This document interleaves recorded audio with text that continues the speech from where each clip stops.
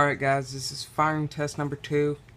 We've got the ejector done, so we're just going without the upper receiver so we can get a full ejection. So we're using 20 match heads with a hot glue cast bullet.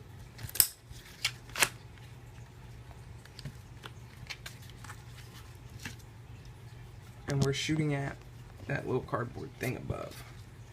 3, 2, 1.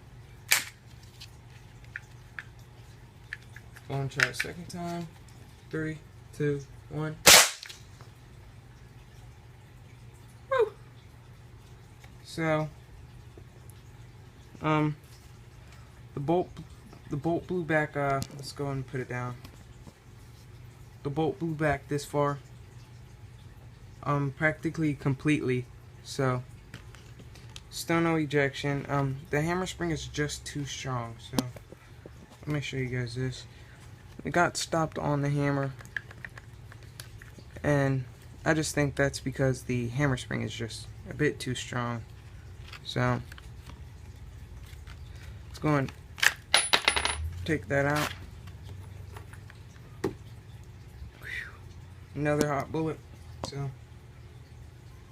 you can see the damage.